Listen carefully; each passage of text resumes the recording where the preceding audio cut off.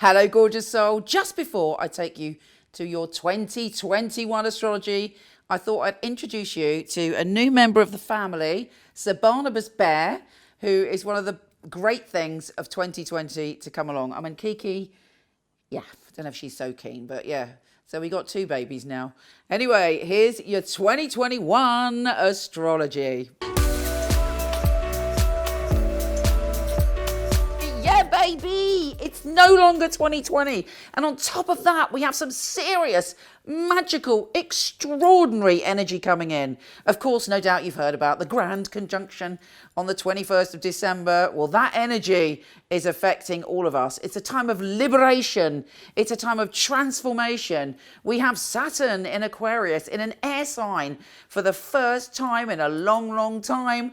And Saturn is saying, freedom, but with responsibility. Do the work and I'll give you a reward. We are all responsible for what happens to the world now. And Jupiter goes, if you do the work, I'm going to give you a massive reward. It has far-reaching consequences. The only kind of, well, the quite intense, challenging aspect is Saturn square Uranus this year, which is probably cause a lot of chaos at the beginning of the year from February, and will also cause a lot of financial and structural changes in the world and a power struggle as the old world order is breaking down and we're moving into a brand new world which hopefully will be more equal, egalitarian, and about freedom for all of us. It's amazing. So I'm going to walk you through some of the incredible highlights for you in 2021, and I'm not doing it in vision. I thought, as you know, we haven't traveled for a while, I thought I would deliver it to you with the wonderful visuals from my wonderful wife Kathy. It was the best thing to happen to me in 2020, getting married to my Kathy. And yeah, I hope you enjoy it. Powerful stuff. Get ready for opportunity. Here's your yearly astrology. Sagittarius, as you can see, as you can feel, and as you probably know, this is a huge year for you, and that is because Jupiter is shifting signs not once, but twice. So it gives you double good fortune and potential for growth in 2 different areas. And of course, the energy of the whole planet, the whole cosmos, has changed with Jupiter and Saturn forming the great magical conjunction on the 21st of December, which basically is giving us the energy of the year. And for you, the first Jupiter opportunities are all around ideas, communication, talking, thinking, news, information coming towards you that could really, really expand and give you major growth. Absolutely incredible. Also, in its second twist, Jupiter is focused on your home and family and bringing you the potential to expand, grow, and have fabulousness connected to your home and family. So that is a double whammy of greatness for you this year. Let's dig into some of the other highlights. There's a lot to get through. First of all, on January the 11th-ish, we have Mercury conjunct Jupiter in your communication zone. I am going to be banging on about your communication zone, which is, as I said, news, information, ideas, using your ideas to and believing in your ideas to create positive change. Also, the way you think, understanding that our thoughts, to a certain extent, create our reality.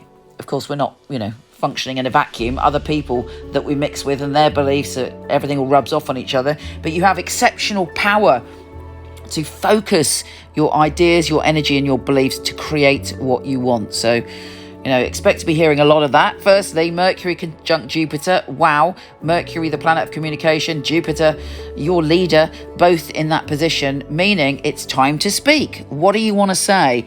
What ideas do you want to put out there? Now is the time. In fact, all throughout January, it's intense for you in a positive way. The Sun conjunct Jupiter as well. The Sun gives you the confidence to go forward with your ideas. There's news, there's talking, there's not a minute's silence probably in January. We also have then have Mercury going retrograde in your communication zone. So be a little bit cautious, because from January the 31st, you may not have all the information you need. Things might be a little bit tricky, a bit strange, a bit unusual. You haven't got all the facts, so hold tight. Having said that, on February the 11th, Venus, the planet of love, is joining forces with Jupiter. Now, Venus, of course, is not just about love; it's also about abundance. So you're weaving together all sorts of magic and wonder, and also you'll be talking about ideas you're passionate about, that you feel in your soul, in your spirit, in your heart. There may also be some very loving communication with a lover or a friend or someone that you really care for. And on top of that, it's a brilliant time to recollaborate, to work on your inner voice and to speak with yourself with love. So, sometimes, if we drop something or we do something, oh, you go, you idiot, things like that. Cut all that from your mind. Be compassionate and talk to yourself in your head the way you would a best friend. And great positive energetic changes will come from that and improve your relationships with other people as well. On February the 13th and 14th, even though Mercury is retrograde, it conjuncts Venus, and then it conjuncts Jupiter. So there may be opportunities coming from the past. There may even be an ex-lover pop up, or an old friend you haven't spoken to for a long time, or you get news or information around those areas. Mercury goes direct on February the 21st. Even though it's in retro shadow, you feel much better, much brighter, much clearer.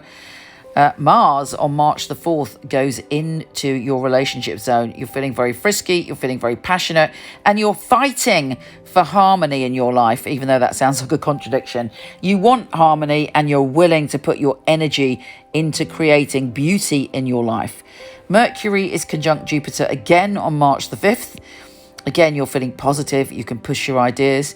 And then on March the 26th, the Sun is conjunct Venus, which makes you feel bright and cheerful and excited and creative and flirtatious. You're flirting. If you're not flirting with a person, you're flirting with life.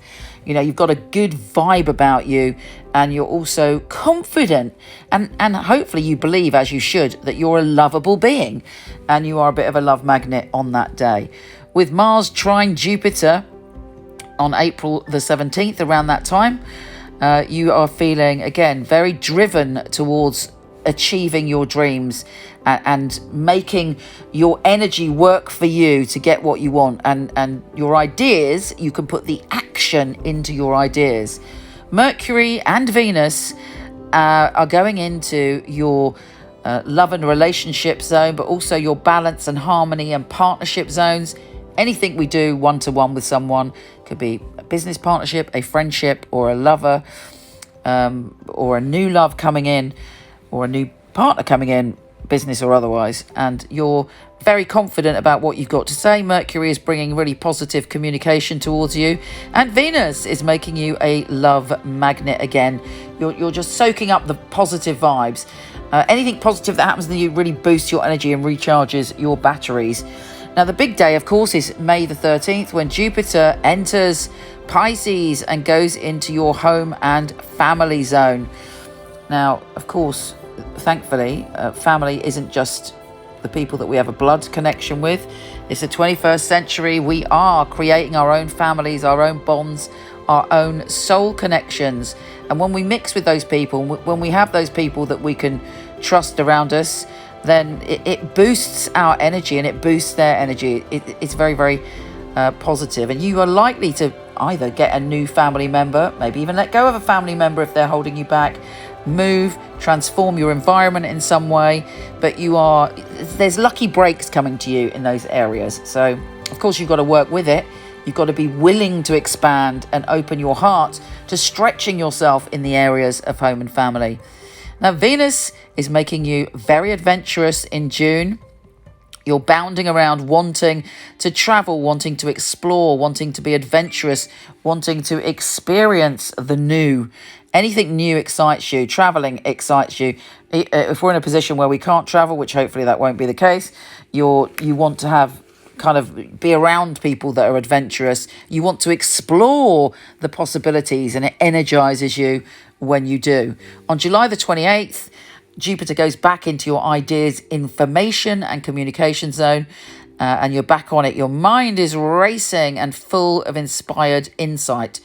Then Venus, the planet of love, goes into your sign on October the 7th, and you're feeling inspired, and you're feeling, you're just, you've got a good vibe around you, and you turn things around with love. You can handle situations that maybe you may have been irritated or angry before, and you're very tolerant and patient and caring around that time, and you form deep bonds. Jupiter is filling you with the potential to communicate in a brand new way.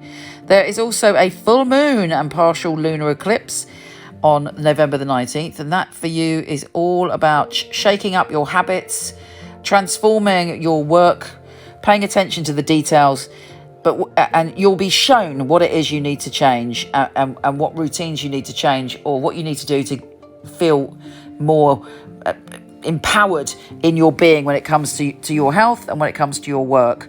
But at the time, it can feel a bit tricky, Change is uncomfortable sometimes, and lunar eclipses make us feel a bit like, it's a bit too full on. The sun is entering your sign on November the 22nd, and you're feeling, blazingly optimistic and excitable. Mercury enters there, of course, on the 24th. So the only thing to be careful of is, as you know, you are the wild pony of the zodiac, I always say, and also you are the truth monster.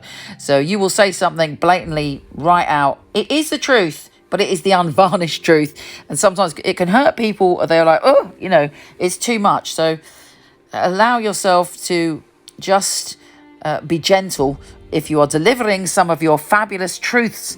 The sun is joining forces with Mercury, so you're definitely confident about what you've got to say around November the 29th.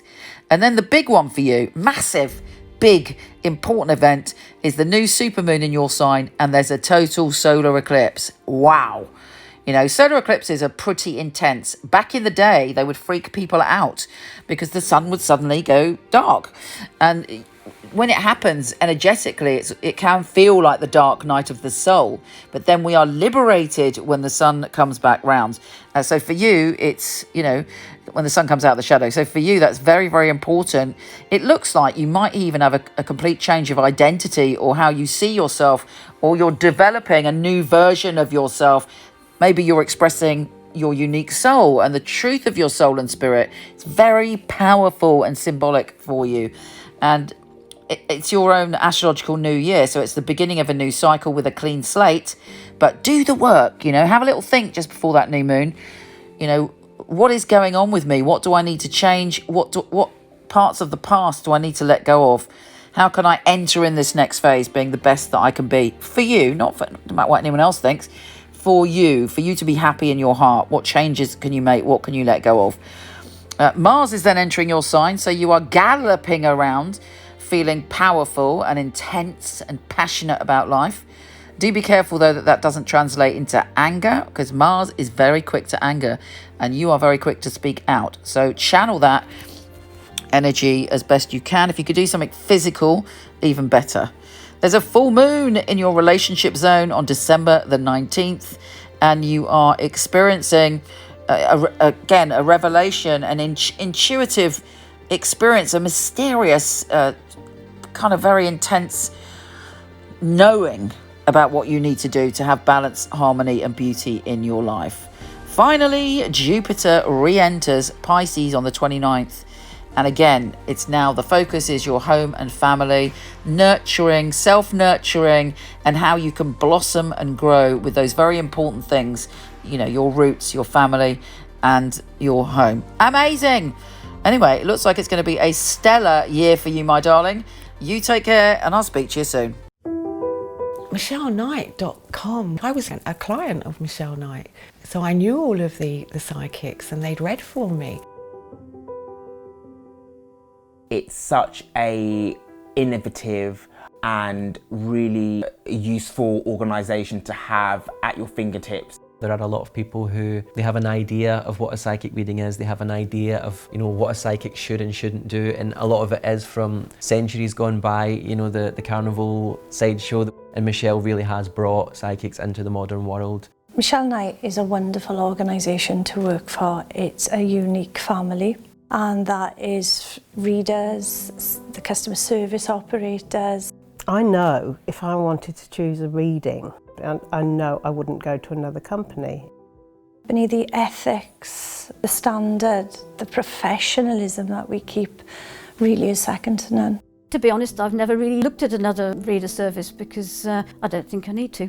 When I finally got a job, I pray that I will do well with all the tests that we go through.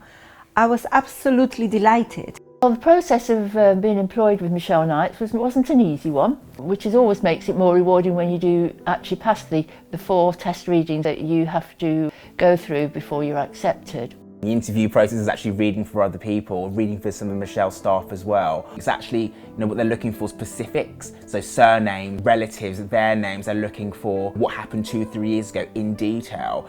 To be sitting at home and then the phone rings and this beautiful distinctive voice, it's Michele Knight here, I'm ringing you for my test reading, is on the other end of the line, is scary. She really wants to know that her clients are getting validations. You get a sense that everybody running it is on the ball.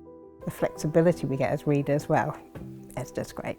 I do love the freedom of when I can work and when I can have a break. Michele Knight family are amazing, really flexible, very supportive. It's like working for no other. It's authentic, that's a big thing, it's authentic. She genuinely cares about her readers and about the people that we read for, so it's inclusive. I love working for MichelleKnight.com. They're great people, it's a great energy there. She really cares about her readers getting the best, and she really cares about the clients coming and walking away, and feeling like they got what they came for. Working with Michele Knight, I know that I've got professional backup and I know that the clients are looked after very well as well. Michelle's very involved with her readers personally. If you need information, you need anything from her, she will reply personally. I just love being part of a unique team, one of the most unique companies that I've ever come across.